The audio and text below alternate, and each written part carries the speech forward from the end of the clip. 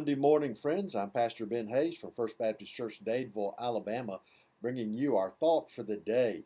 And it is a Monday morning. It is a weary, dreary Monday morning. And so many people to the west of us are struggling with the winter weather that has hit. It's just to the west of us. And we're praying that it doesn't come the rest of the way to us. But we want to pray for our family and friends who are caught up in this, pray for their safety. Pray that God would just give them wisdom to do the right things over there.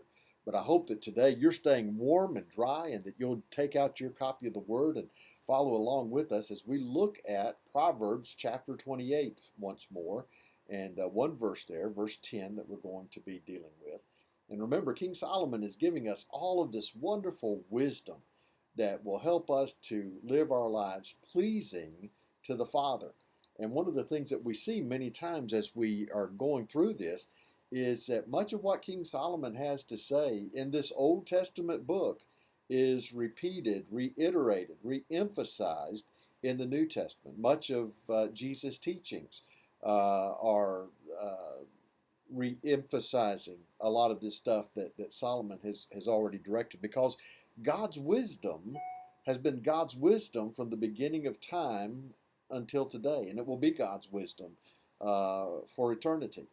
But in Proverbs chapter 28, verse 10, he says, "Whoever causes the upright to go astray in an evil way, he himself will fall into his own pit, but the blameless will inherit good."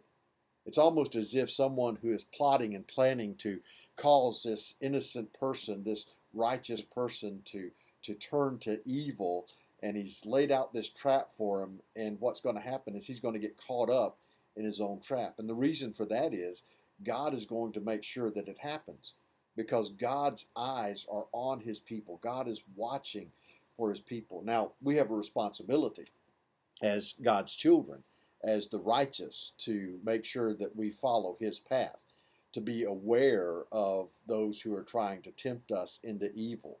You know, we've looked at in our Sunday morning messages for the month of January, focusing on the temptations of Jesus and seeing how it is our responsibility to submit to God always and resist the devil, and he will flee. And so we have to be wise enough. We have to be aware enough to see when someone is trying to lead us in the wrong way. But Jesus, I think, made it very clear what Solomon is talking about here. He says that for anyone who causes one of the little ones to stray, it's better if they tie a millstone around their neck and jump into the ocean. He's talking about someone who is seeking, someone who is searching, not necessarily a child, but someone who is spiritually immature, who hasn't formulated all of the right teachings and doesn't truly understand all of the ways of Scripture. And there are those wicked men and women who are out there who are looking for those kinds of people to draw them off of the path of righteousness, to draw them away from the ways of God, and to take them down a dark road. Satan is always looking. Peter made that very clear. He said our enemy, our adversary, is the devil, and he's like a roaring lion roaming to and fro, seeking whom he may devour. He's always looking for those who are vulnerable to the temptation, trying to draw them away. And the Apostle Paul made it clear to us too, that as older Christians, as mature Christians, it is our responsibility to show the right path to these younger, less mature believers. You remember in the letter to the church at Corinth, there was the issue of eating food that had been sacrificed to idols. And in Corinth, most of the meat especially that you would buy in the marketplace came from these pagan rituals where they would sacrifice these animals to these false gods, and then they would take what was left over and sell in the marketplace because they couldn't eat it all. And so most of the meat there was that kind of meat. And many who had come out of the idol worship and the worship of these pagan religions would be caught up and think, if I'm eating this meat that's been sacrificed, does that mean that I'm partaking in this worship?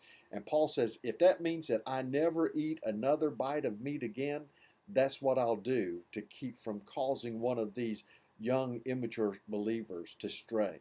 That's our responsibility. And so King Solomon tells us that if we cause the upright to go astray, we'll fall into our own pit. But then he says, but the blameless will inherit good. God will see to that. He'll always see to that as long as we seek to do his will. I hope that you have a great day today. Be blessed and be a blessing to someone in need.